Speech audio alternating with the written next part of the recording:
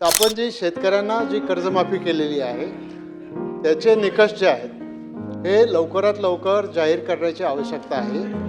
नाहीतर मग मार्चला जर शेतकऱ्यांनी पैसे भरले नाही आणि आपण सप्टेंबरपासून रिलीफ देणार असू तर हा एक प्रश्न याच्यावर आपल्याकडून मला स्पष्टता पाहिजे. शेतकरी कर्जमाफी दिलासाठी फक्त चुनावी जुमला.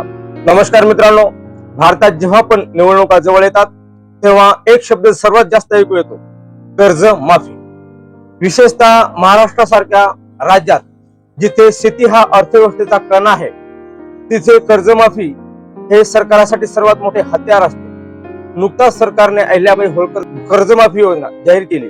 करोडो रुपयाचा आकडा फेकला गेला, पण खरोखरच ही रक्कम शेतकऱ्याच्या खात्यात पोहोचणार आहे की फक्त कागदावरचे आकडे आहेत? आजच्या व्हिडिओमध्ये आपण यामागचे सत्य शोधणार आहोत. आपण विधानसभेतील त्या भाषणाचे विश्लेषण करून जे कदाचित मुख्य प्रवाहातील मीडियाने तुम्हाला दाखवले नाही. तर आपण जी शेतकऱ्यांना जी कर्जमाफी केलेली आहे त्याचे निकष जे आहेत हे लवकरात लवकर जाहीर करण्याची आवश्यकता आहे. नाहीतर मग मार्चला जर शेतकऱ्यांनी पैसे भरले नाही आणि आपण सप्टेंबरपासून रिलीफ देणार असू तर हा एक प्रश्न याच्यावर आपल्याकडून मला स्पष्टता पाहिजे. आणि दुसरा विषय, साखर कारखानदारीच्या अडीअडचणीच्या संदर्भामध्ये मी अतिशय सविस्तरपणाने या सभागृहामध्ये भूमिका मांडली, त्याच्यासाठी आपली वेळ पण मागितलेली आहे. तर त्याच्यावर एक आपल्याकडून स्पष्टता मला पाहिजे, बाकी काही नाही.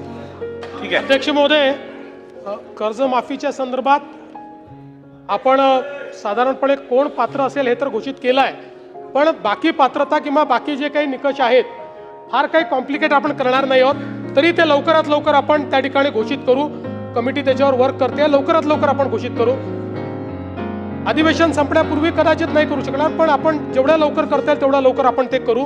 आणि दुसरं, साखरेच्या संदर्भात मी एक बैठक स्वतः घेईन आणि हे सगळे प्रॉब्लेम समजून घेईन. सेगमेंट 2 मध्ये पाहूया. विधानसभेत ज्येष्ठ नेते दिलीप वळसे पाटील यांनी एक अत्यंत महत्वाचा मुद्दा मांडला. ते म्हणाले की जर तुम्ही कर्जमाफीची घोषणा केली आहे तर त्याचे निकष म्हणजे क्रायटेरिया काय आहेत. मार्च महिना संपत आला आहे, पण अद्याप शेतकऱ्यांना माहित नाही की त्यांना ही मदत मिळणार की नाही. जर सप्टेंबर पर्यंत कर्ज भरण्याची मुदत असेल आणि मार्च मध्ये निकष स्पष्ट नसतील तर शेतकरी पुढच्या हंगामासाठी कर्ज कसे घेणार? हा प्रश्न फक्त प्रशासकीय विलंबनाचा नाही तर शेतकऱ्याच्या पूर्ण वर्षाच्या नियोजनाचा आहे. सेगमेंट 3 मध्ये पाहूया अर्थसंकल्पातील ब्लॅक होल. आता सर्वात महत्वाचा प्रश्न, पैसा कुठे आहे? विधानसभेत ज्येष्ठ नेते दिलीप वळसे पाटील यांनी अत्यंत आक्रमकपणे विचारले की तुम्ही कर्जमाफीची घोषणा केली तर केली, पण बजेटमध्ये त्यासाठी तरतूद म्हणजे प्रोव्हिजन कुठे आहे? किती हजार कोटी रुपये बाजूला ठेवले आहेत? जेव्हा आपण एवढ्या मोठ्या योजनेची घोषणा करतो तेव्हा त्याची आर्थिक तरतूद बजेटमध्ये असणं बंधनकारक असते. पण इथे फक्त घोषणाचा पाऊस पडतोय. मग हा पैसा येणार कुठून? ही सरकार फक्त पुढच्या वर्षी बघू या धोरणावर काम करते. सेगमेंट 4 मध्ये पाहूया समितीचा खेळ आणि ग्राउंड रियालिटी. सरकारने एक समिती नेमली आहे. कशासाठी? तर कर्जमाफीचे निकष ठरवण्यासाठी. पण दिलीप वळसे पाटील यांनी जो मुद्दा मांडला तो विचार करण्यासारखा आहे. ही समिती कधी शेतकऱ्यांना बांधावर गेली आहे का? कधी एखाद्या शेतकऱ्याच्या घरी जाऊन त्याची परिस्थिती समजून घेतली आहे का? एसी रूम मध्ये बसून ठरवलेले निकष आणि जमिनीवरची परिस्थिती यात जमीन आसमानचा फरक असतो. उदाहरणार्थ, जर एखाद्याने कर्ज 2 लाखाच्या वर असेल आणि त्याने वरचे 50,000 रुपये भरले तर त्याला कर्जमाफी मिळणार का? याचे उत्तर कोणाकडेच नाही. सेगमेंट 5 मध्ये पाहूया मूळ प्रश्नाकडे दुर्लक्ष. कर्जमाफी हे फक्त एका जखमेवर लावलेलं तात्पुरतं बँड एड आहे. खरी समस्या काय आहे? नमो शेतकरी महासन्मान निधीचे हप्ते वेळेवर काय मिळत नाहीत? पीक विम्याचे पैसे कंपन्या का दाबून ठेवतात?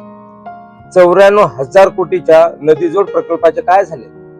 शेतकऱ्याला कर्जमाफी नकोय, त्याला त्याच्या घामाचा योग्य भाव म्हणजेच MSP मिनिमम सपोर्ट प्राइस आणि वेळेवर सिंचनाची सोय हवी आहे.